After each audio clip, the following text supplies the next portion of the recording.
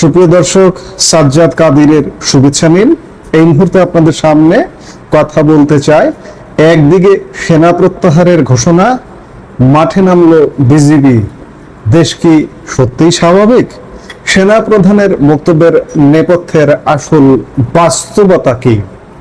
আমি গতকালকেও খুব ছোট্ট করে আরেক প্রসঙ্গের ভিডিওতে এ বিষয়ে কথা বলেছি যে সেনাপ্রধান মুখে বলছেন যে সেনাবাহিনী পর্যায়ক্রমে উঠে যাচ্ছে, কিন্তু বাস্তবতা সম্পূর্ণ ভিন্ন। যার কারণে দেশের মানুষের মনে প্রশ্ন আসছে যে দেশের আইন শৃঙ্খলা পরিস্থিতি কি সত্যি পুরোপুরি স্বাভাবিক হয়ে এসেছে, নাকি পর্দার আড়ালে অন্য কোনো সংকট দানা বাঁধছে? সেনাবাহিনী কি আসলেই ব্যারাকে ফিরে যাচ্ছে, নাকি দেশের প্রয়োজনে যে কোনো মুহূর্তে এই সংখ্যা আরো বহুগুণ বেড়ে যেতে পারে? সম্প্রতি এক অত্যন্ত গুরুত্বপূর্ণ অনুষ্ঠানে সেনাবাহিনী প্রধান জেনারেল ওয়াকারুজ্জামান এক বড় বার্তা দিয়েছেন। তিনি আশা প্রকাশ করেছেন যে দেশের বিভিন্ন এলাকায় আইন শৃঙ্খলা রক্ষার কাজে এখনো যেসব সেনা সদস্য মোতায়েন রয়েছে তারা খুব অল্প সময়ের মধ্যেই ব্যারাকে ফিরতে পারবেন। কিন্তু হ্যাঁ, এখানেই একটা মস্ত বড় কিন্তু রয়েছে। সেনাপ্রধান একই সাথে সাব জানিয়ে দিয়েছেন একই অনুষ্ঠানে ব্যারাকে ফেরার আশা থাকলেও তারপরও দেশের প্রয়োজনে সেনাবাহিনীকে কিছু কাজ করে যেতেই হবে। অর্থাৎ সেনাবাহিনী মাঠ থেকে একেবারে চলে যাচ্ছে না। যতক্ষণ পর্যন্ত সরকার চাইবে, সেনাবাহিনী মাঠে থেকে বিভিন্ন দায়িত্ব পালন করে যাবে। এখন প্রশ্ন হচ্ছে, সেনাপ্রধানের এই বক্তব্যের আসল বাস্তবতা কি? একদিকে সেনা প্রত্যাহারের আশা, অন্যদিকে ঠিক একই দিনে রাজধানীতে বিজিবি মোতায়েন। দেশ কি আসলেই স্বাভাবিকের দিকে যাচ্ছে, নাকি বাস্তব পরিস্থিতি অন্য কথা বলছে? গতকাল বৃহস্পতিবার সকালে কুমিল্লা সেনানিবাসে সেনাবাহিনীর ফায়ারিং প্রতিযোগিতা 2026-এর সমাপনী ও পুরস্কার বিতরণী অনুষ্ঠান অনুষ্ঠিত হয়। সেখানে প্রধান অতিথি হিসেবে উপস্থিত ছিলেন সেনাপ্রধান জেনারেল ওয়াকারুজ্জামান। আর সেখানেই তিনি দেশের চলমান পরিস্থিতি এবং সেনাবাহিনীর ভূমিকা নিয়ে অত্যন্ত খোলামেলা ও তাৎপর্যপূর্ণ কথা বলেন। তিনি তার বক্তব্যে স্পষ্ট করে বলেন, আমরা দেশের শান্তি শৃঙ্খলা রক্ষার কাজে এখনো ডিপ্লয়েড আছি। অর্থাৎ সেনাবাহিনী এখনো মাঠ পর্যায়ে সক্রিয় ভূমিকা রাখছে। এই ডিপ্লয়মেন্ট কিন্তু আজকের বা কালকের নয়। সেনাপ্রধান নিজেই মনে করিয়ে দিয়েছেন যে 2024 সালের 20 জুলাই থেকে তারা এই কাজ করে যাচ্ছেন এবং এখন সেই দায়িত্ব পালন করছেন।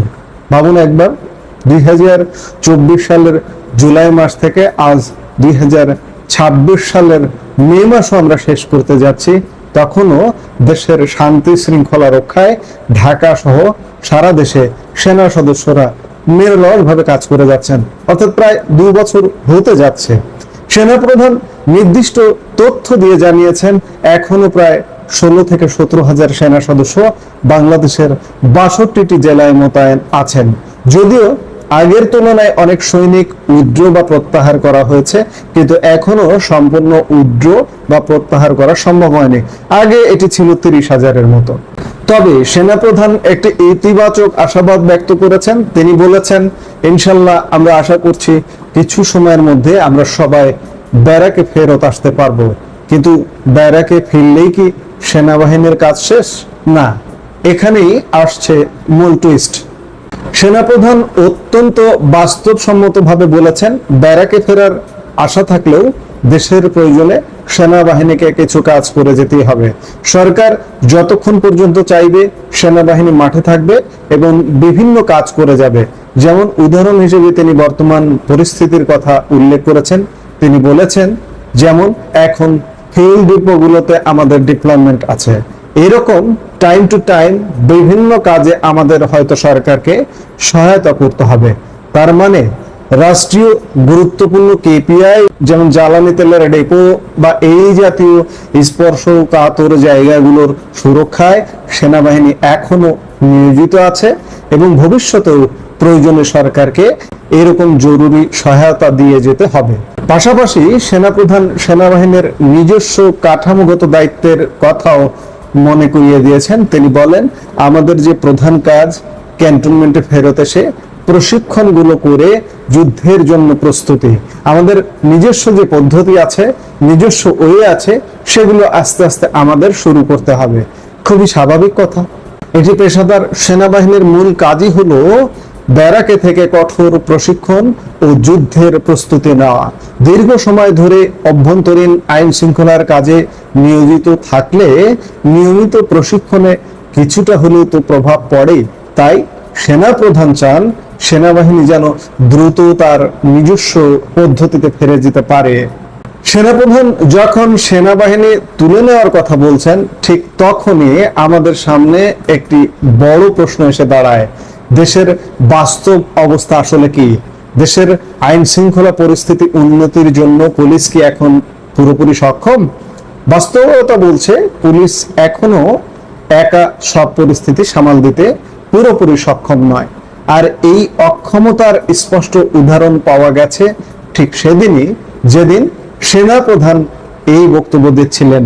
হ্যাঁ, গতকাল বৃহস্পতিবারই যখন সেনাপ্রধান সেনা প্রত্যাহারের আশা প্রকাশ করছেন, ঠিক সেই দিনই দেশের রাজধানী এবং এর আশপাশের জেলাগুলোতে বর্ডার গার্ড বাংলাদেশ বা বিজিবি মোতায়েন করা হয়েছে।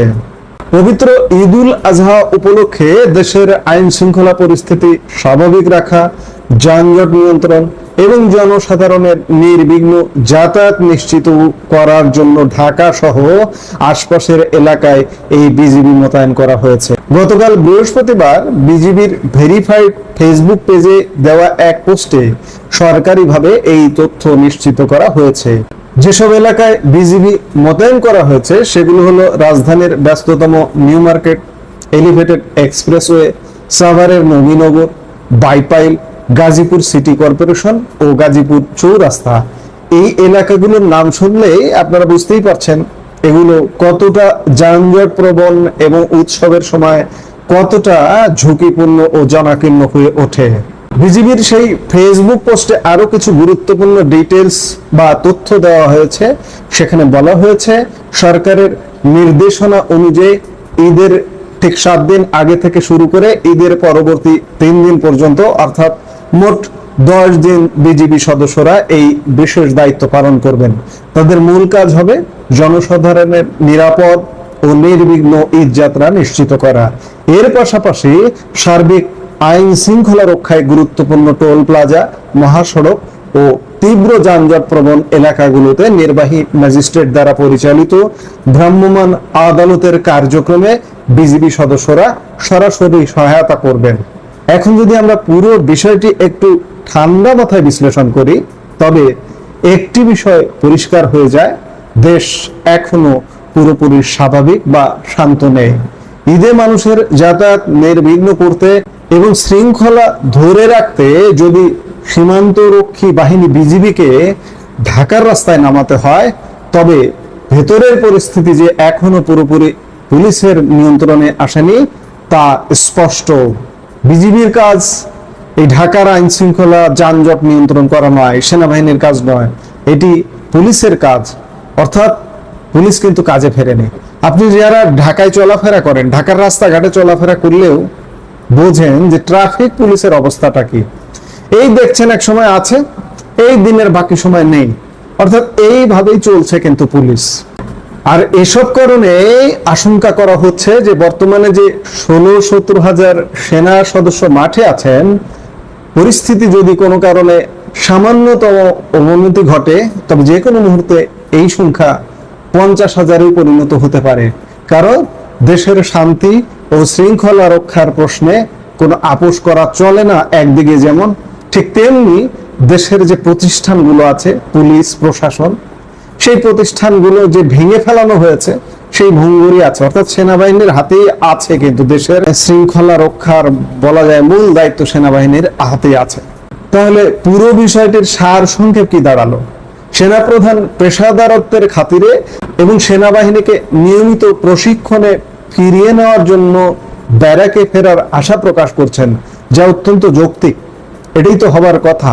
কিন্তু দেশের বাস্তব পরিস্থিতি এবং উৎসবের মৌসুমের চাপ সামলাতে এখনো পুলিশ একা যথেষ্ট নয়, যার কারণে বিজিবিকে মাঠে নামাতে হচ্ছে। আর সরকার যতদিন চাইবে, সেনাবাহিনীও পুরোপুরি মাঠ ছাড়ছে না। সব মিলিয়ে দেশের আইন শৃঙ্খলা পরিস্থিতি এখন একটি বড় চ্যালেঞ্জের মধ্যে দিয়ে যাচ্ছে।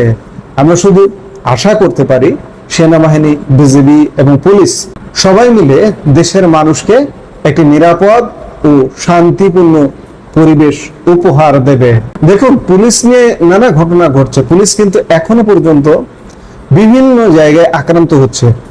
দুদিন আগে মিরপুরে আক্রান্ত হয়েছে, গতকালকে চট্টগ্রামে এক ধর্ষণ কাণ্ডকে কেন্দ্র করে পুলিশ আক্রান্ত হয়েছে। পুলিশ জনগণ দ্বারা অবরুদ্ধ হয়েছে।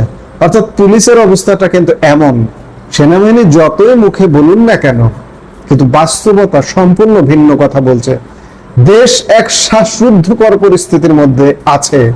আমরা প্রত্যাশা করেছিলাম, বা দেশের মানুষ প্রত্যাশা করেছিল, বিশ্ববাসী প্রত্যাশা করেছিল যে এই যে অবৈধ ইউনূস সরকার, এই অবৈধ ইউনূসের যে একটা অবৈধ নির্বাচন, এই নির্বাচনের পরে দেশ শান্ত হবে। শান্ত হয়নি, কিছুই হয়নি, দেশের কোনো উন্নতি হয়নি।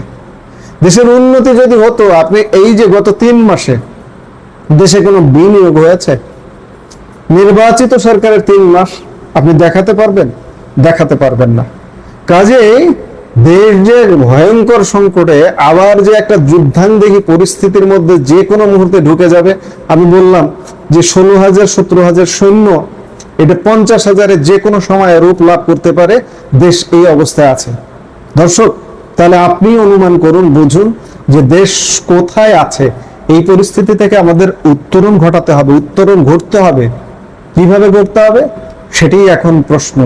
জাগরণ হতে হবে, সোজা কথা। চরম একটা অনিশ্চয়তার দোলাচলে ঢুকে পড়েছে। আজ থেকে 2 বছর আগের বাংলাদেশের কথা বারবার সামনে আসে, যে 2 বছর আগে কি আমরা এমনটা ছিলাম না। আমরা সেই বাংলাদেশ ফেরত চাই। ফেরত চাইতে হলে আমাদের কাজ করতে হবে, আমাদের জাগতে হবে, জাগরণ তৈরি করতে হবে। এছাড়া আমরা 2 বছর আগের বাংলাদেশ তো ফেরত পাবোই না, বরং তো আজকে যে অবনতি আছে, সামনে আরো অবনতিতে যাবে। আপনি কি অবনতি চান? যদি না চান, তাহলে জেগে উঠুন বাংলাদেশের মানুষ, এটাই বলবো। এছাড়া বলার কিছু নেই। এই মুহূর্তের ভিডিও থেকে বিদায় নিতে চাইছি। দেখা হবে পরবর্তী ভিডিওতে। সে পর্যন্ত সবাই ভালো থাকুন, সুস্থ থাকুন।